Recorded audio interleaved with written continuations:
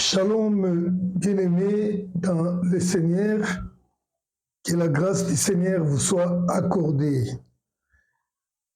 Voilà, c'est pour nous une grande joie de se retrouver encore ensemble avec vous, qui nous suivez partout à travers le monde, pour suivre les enseignements, les exhortations du Seigneur Jésus-Christ. Vous savez que nous étions en mission, comme je vous avais annoncé autrefois. Nous sommes retournés et j'étais le dernier dans l'équipe à retourner. C'est depuis le jeudi de la semaine passée que je suis chez moi. Que le Seigneur soit loué pour cette mission que nous avons accomplie avec vous ensemble, car la mission de Dieu ne se fait pas avec une seule personne. Il y a de ceux-là qui sont au front, il y a d'autres qui sont à la base derrière, dans les prières, il y a d'autres aussi qui s'occupent de la logistique et c'est comme ça que la mission marche. Vous étiez là, vous nous avez soutenus, donc ensemble nous avons travaillé dans l'œuvre du Seigneur, que le Seigneur soit loué. Mais je dois avouer, bien-aimé, que la mission que j'ai effectuée, cette dernière, est la mission la plus difficile que je n'ai jamais connue depuis que j'ai commencé de façon continuelle les missions depuis 2012.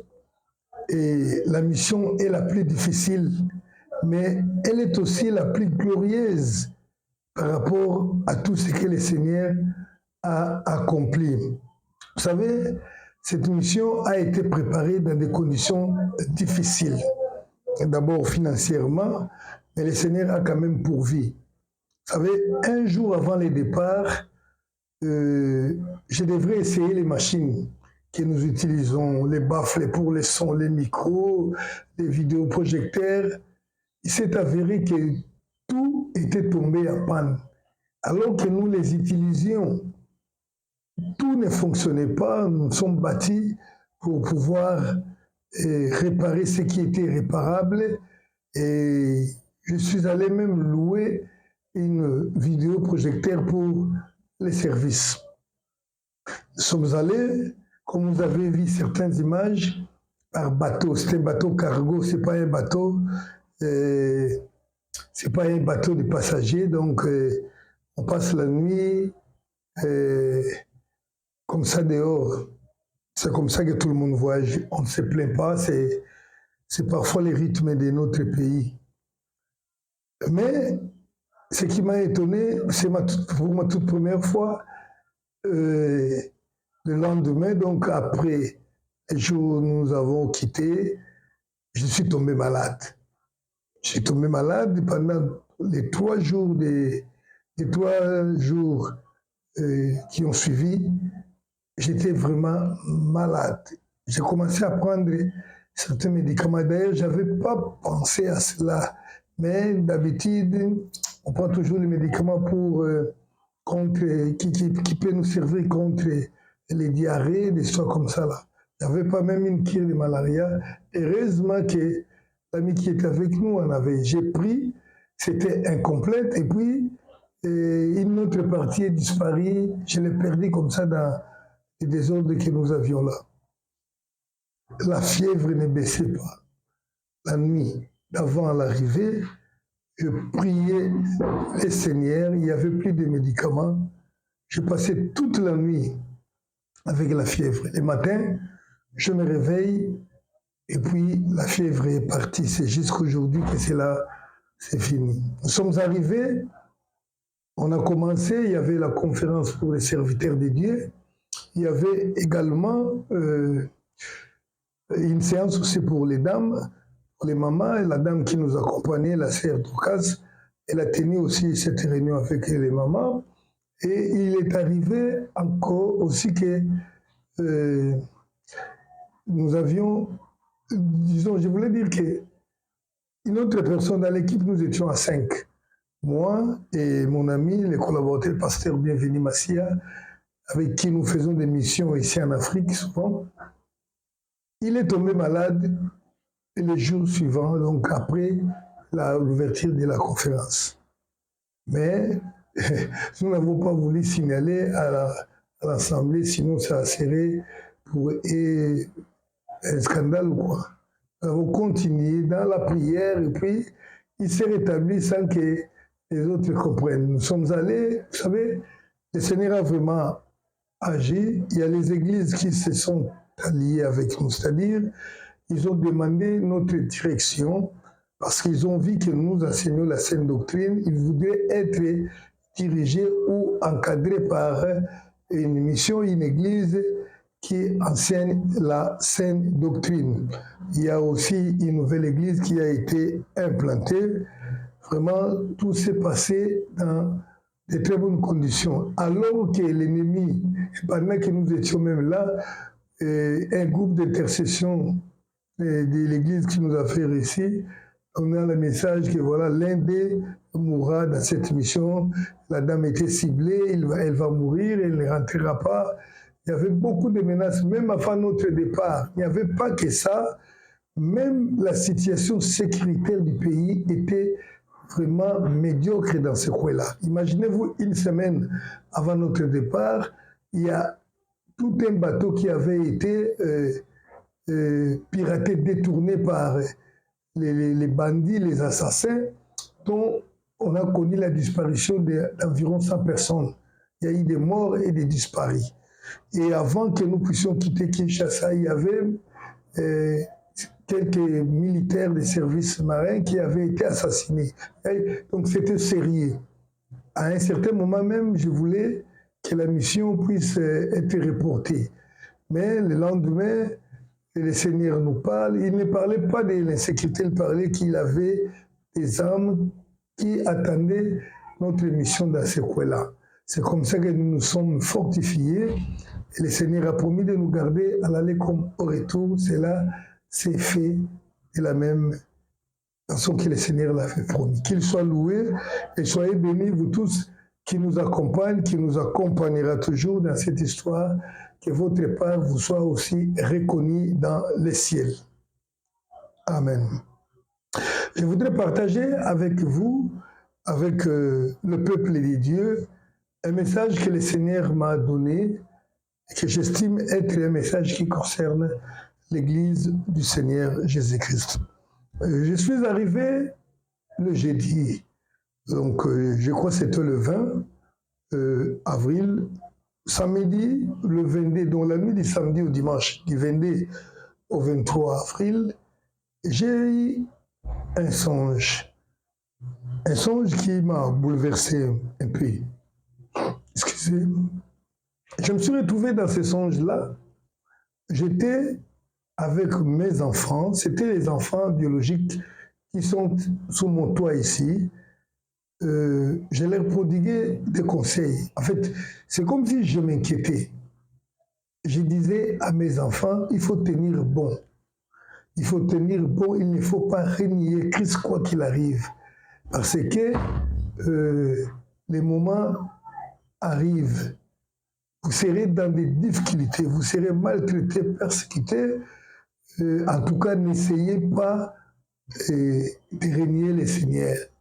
Même s'il faut mourir par la faim, même si on vous prive, quoi que ce soit, l'école, tout, en tout cas, n'osez pas, n'essayez pas de renier le Seigneur. Mais là, je me disais à moi-même, parce que mon aîné a 17 ans et les cadets à 4 et demi, je crois. Donc, comme j'ai regardé, je parlais même à tous ceux-là. Les cadets étaient là. Il y a aussi son grand frère qui a 7 ans. Je me disais, mais ces enfants de ces niveaux, est-ce qu'avec leur foi, ils vont réellement résister? Je m'inquiétais, je me disais, mais je leur prodiguais quand même des conseils. Je leur disais qu'à la fin de cette persécution, de cette tribulation, le Seigneur viendra vous prendre. Donc c'était ça le message, un court songe que j'ai eu, que je disais aux enfants de tenir bon devant la tribulation, ça va venir, mais avant, le Seigneur interviendra pour vous prendre. Mais vous aurez quand même ces difficultés-là avant que cela n'arrive, avant que l'intervention du Seigneur n'arrive. Alors, lorsque je me suis réveillé, cela m'a beaucoup bouleversé. Je me dis, mais donc le Seigneur est en train de nous confirmer que l'enlèvement, son retour, son avènement est pour bientôt. Et pour bientôt, mais il y a une tribulation qui nous attend avant cela.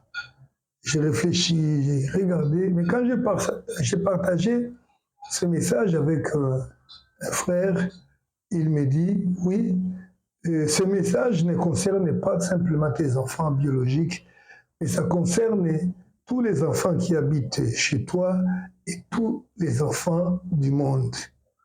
Voilà pourquoi je me suis dit, il faut que je partage ce message à tout le monde et exhorter le peuple de Dieu par rapport à cela.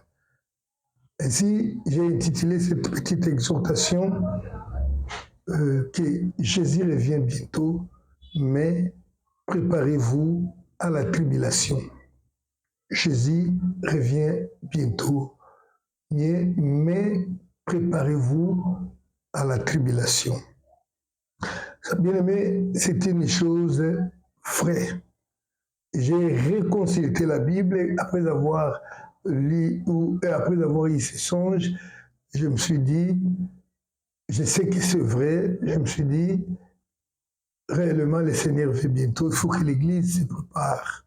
Sortons de la distraction, sortons, bien-aimés, du sommeil, préparons nos cœurs, préparons nos vies à affronter certaines tribulations.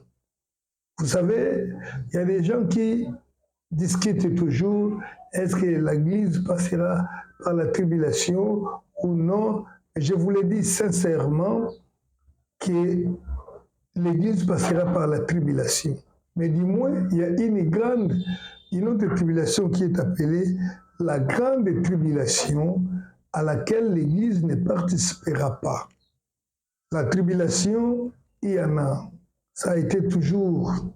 Mais la grande tribulation, c'est celle qui nous est infligée par l'ennemi avec l'idée que nous puissions régner Jésus-Christ notre Seigneur. Et la grande tribulation, oui, le Seigneur aussi va punir le monde après l'enlèvement de l'Église. Et le diable aussi va accentuer sa tribulation. La tribulation du diable va convaincre déjà tout le monde qui se mettra à prendre sa marque. Et la tribulation du Seigneur viendra pour punir le monde. Mais moi, je parle de cette tribulation qui nous arrive, qui doit nous arriver avant l'enlèvement de l'Église. Bien aimé, la tribulation est le chemin obligé des disciples, des chrétiens. Vous savez, dans Matthieu chapitre 13, verset 21, lorsque le Seigneur nous parle, il enseigne sur la parabole du Seigneur, il explique que lorsqu'il y avait la semence, la parabole du semeur, Matthieu chapitre 13, 21, la Bible dit ceci, 20 à partir de 20. Matthieu 13, 20, 21. Celui qui a reçu la semence dans les endroits pierreux, c'est celui qui entend la parole et la reçoit aussitôt avec joie. Mais il n'a pas de racines en lui-même. Il manque de persistance. Et dès que survient une tribulation, une persécution à cause de la parole, il y trouve une occasion de chute. C'est-à-dire qu'après avoir crié au Seigneur Jésus-Christ, la tribulation y arrive quand même. La tribulation, les persécutions. Donc la tribulation est un chemin obligé pour les chrétiens. Et Christ, lorsqu'il arrivait à la fin de sa course sur la terre, il prévenait déjà les disciples à ce sujet. Jean chapitre 16, verset 33. Christ avait prévenu les disciples en leur disant ceci, Jean 16, 33. Il leur dit,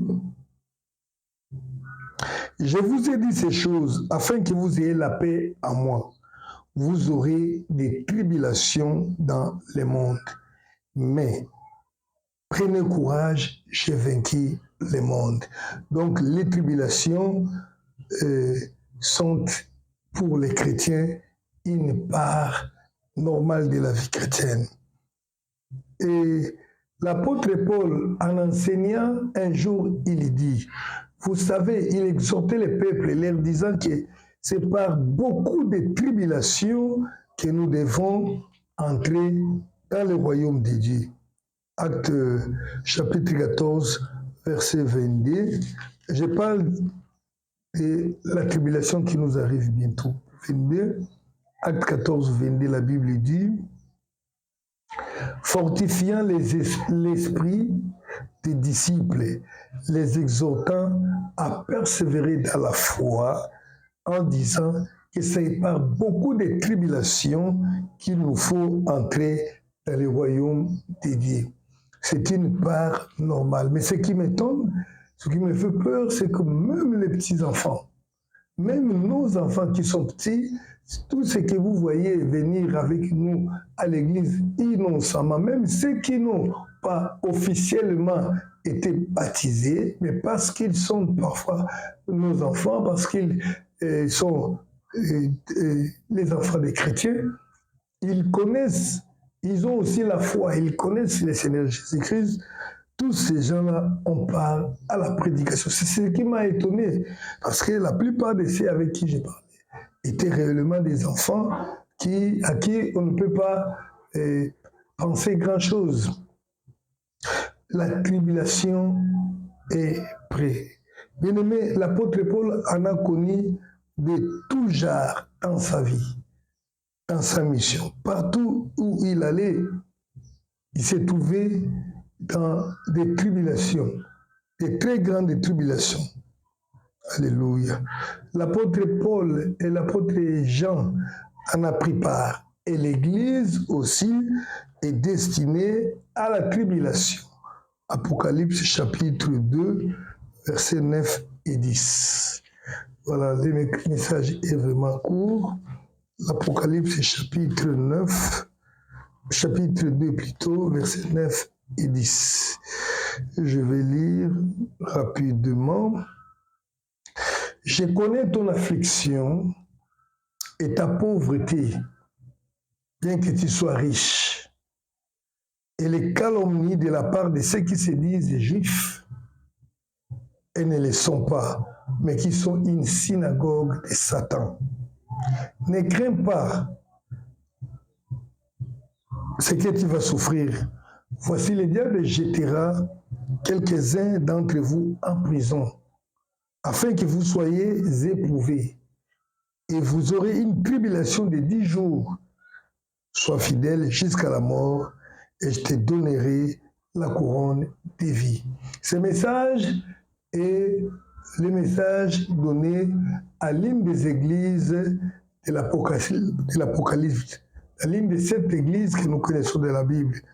Et les messages qui ont été donnés à ces églises concernent les églises d'aujourd'hui également. Donc la tribulation est aussi notre part. Mais nous devons nous préparer à la tribulation qui nous arrive. Préparer l'Église, préparer les frères, exhortez-les. Il faut que nous comprenions que la tribulation viendra. La première des choses pour se préparer à la tribulation, c'est de comprendre, c'est de savoir qu'elle viendra. Mais si on l'ignore, si on n'enseigne pas ces choses-là, le jour où cela arrivera, les enfants de Dieu seront ébranlés dans la foi. C'est comme ça que Christ, en parlant aux disciples avant son départ, dans Jean chapitre 16, il leur dit, je sais que je m'en vais, mais après moi, vous aurez des tribulations, vous aurez de persécutions. Donc, il faut les enseigner. La vie chrétienne n'est pas une vie en rose à tout moment.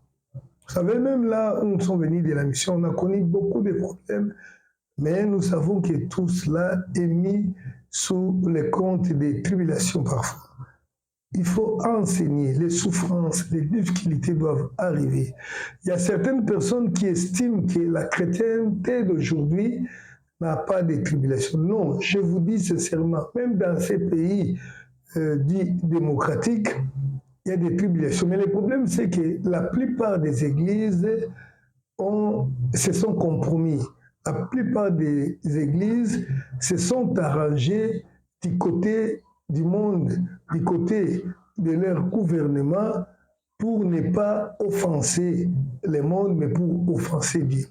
Imaginez-vous, par exemple, là où on vous dit qu'il ne faut pas condamner l'homosexualité. Lorsque vous la condamnez, on vous taxe d'homophobie, vous êtes parfois accusé de ceci ou de cela. Et les pasteurs de l'Occident, je ne dis pas tous, je dis de façon générale, certains pasteurs se sont convenus de ne pas parler de ça. Il peut prêcher, mais il ne condamne pas l'homosexualité. Parce que si tu condamnes, tu es persécuté. Alors pour éviter les tribulations, les problèmes avec le monde, ils se sont arrangés de ce côté-là. La tribulation doit exister. Ça existe, ça existera et ça viendra encore plus grave, tel que le monde est en train d'évoluer, tel que les lois sont en train d'être votées. Il n'y a plus la liberté de refuser. À un certain moment, on parlait de la liberté, mais la liberté aujourd'hui est une liberté, je ne sais pas si c'est vraiment une liberté, à un seul sens. Vous êtes libre de faire ce que vous voulez, mais vous n'êtes pas libre de constater que ce que l'autre fait n'est pas correct. C'est ça la vie d'aujourd'hui. Donc, préparez-vous à la tribulation qui viendra de plusieurs manières. Ne vous compromettez pas, ne cohabitez pas avec les systèmes du monde, condamnez les péchés. Mais il faut comprendre que cela vous amènera dans les persécutions, dans les rejets, dans la mort, dans beaucoup de choses. Et cela va s'accentuer sérieusement avant le retour du Seigneur Jésus-Christ. Je pense même que ça deviendra institutionnalisé, ça deviendra légal, cette persécution-là, comme ça a été aux temps anciens. Nous devons comprendre, bien aimés, pour préparer le peuple à cette tribulation, ils doivent d'abord comprendre que cette tribulation existe, elle doit être là. Secondement, il faut que le peuple comprenne, bien aimés, que la gloire à venir, la gloire qui nous attend, n'est jamais comparable aux souffrances que l'on peut endurer dans les temps présents. Ça, Romain nous le dit dans 8, chapitre 8 et verset 18. Romains chapitre 8, verset 18. La Bible nous enseigne que, Romains 8 et 18, la Bible dit, ainsi, non, là je me suis trompé, Romains 8 et 18, voilà. J'estime que les souffrances du temps présent ne sauraient être comparées à la gloire à venir qui sera révélée pour nous. Il y a une gloire à venir, bien-aimés. Si nous avons cru en Jésus-Christ, nous savons également pour quelle raison. Et la Bible dit que les choses que Dieu a réservées pour nous qui l'aimons, nous qui les servons, ce sont les choses que les yeux n'ont point vues, les oreilles n'ont point entendues. C'est-à-dire c'est une beauté, s'il faut parler en termes de beauté, que les yeux humains n'ont jamais contemplé ici sur terre. Cela dépasse en beauté toutes les villes que nous glorifions aujourd'hui comme étant les belles villes du monde. Imaginez-vous une ville où les rues sont pavées en or, où les maisons sont construites en pierre précieuse. Ça n'existait pas. La Bible dit la gloire à venir, la joie, le plaisir à venir ne sont jamais comparables aux souffrances du temps présent. Donc, quel que soit ce que tu peux endurer, quelle que soit la faim, quelle que soit la nudité, quelle que soit la frappe, la mort, la maladie, tout ce qui peut t'arriver et que tu peux estimer comme une souffrance, hein, cela n'est jamais comparable à la gloire à venir. Il faut mettre ça dans la tête des enfants de Dieu. Parce que ce qui fait que les gens tremblent, que les gens tombent devant la persécution, c'est la crainte de la mort. Quand on a peur de la mort, on a peur des souffrances, ainsi l'homme se laisse et dit non, sinon je vais souffrir. Mais bien aimé, tu peux vouloir ou penser échapper aux souffrances présentes qui en réalité n'est rien par rapport aux souffrances à venir si tu manques le ciel avec Jésus-Christ. La souffrance à venir dans l'enfer est inacceptable, insupportable pour l'homme, quelle que soit sa force, quelle que soit sa nature. La souffrance de l'enfer est insupportable. Ici dans le monde, il n'y a aucune souffrance. Même si vous découpez ma chair, même si vous me blessez, même si vous me brûlez, je vous dis que cela ne sera pas comparable à la gloire à venir. C'est-à-dire, aucune personne au ciel ne dira, oui, au monde j'ai souffert, je mérite le ciel par rapport aux souffrances ici. Non. Tu te diras au ciel, non, merci Seigneur. Même si tu as souffert dans le monde, au ciel, tu ne verras pas que tu as souffert, car c'est incomparable. Tu seras reconnaissant d'avoir entré au ciel gratuitement. Ce sera l'expression que nous aurons tous. De reconnaissance. Tu sauras que, non, je suis entré par grâce. Ce n'est pas par mes efforts, ce n'est ni par la souffrance que j'ai endurée dans le monde, ou quoi que ce soit. Donc, acceptez toute souffrance pour Christ. Acceptez d'être humilié dans le monde, d'être rejeté, d'être abandonné, de souffrir la faim, de souffrir la nudité, la honte, de souffrir la mort. Et bien aimé, je vais vous dire une chose, la victoire, c'est lorsqu'on n'a plus peur de la mort. Car la Bible dit, ils l'ont vaincu par le sang de l'agneau à cause de leur témoignage, car ils n'ont pas craint pour leur vie, ils n'ont pas craint la mort.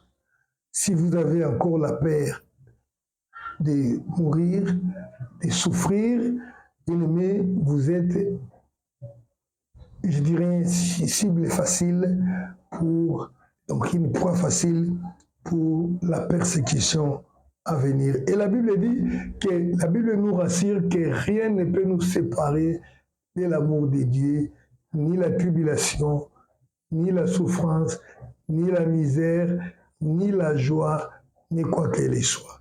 Préparez-vous, bien-aimés, armez-vous de cet esprit que nous devons souffrir pour Christ, et d'ailleurs que nous l'attendons, et alors quand ça viendra, ça sera comme quelque chose de normal. Et si vous n'êtes pas avisé, vous serez étonné et vous serez ébranlé. Soyez bénis, que le Seigneur vous bénisse. Restez fidèles, partagez les messages du Seigneur pour qu'un plus grand nombre soit affermi. Que le Seigneur vous bénisse. À la prochaine.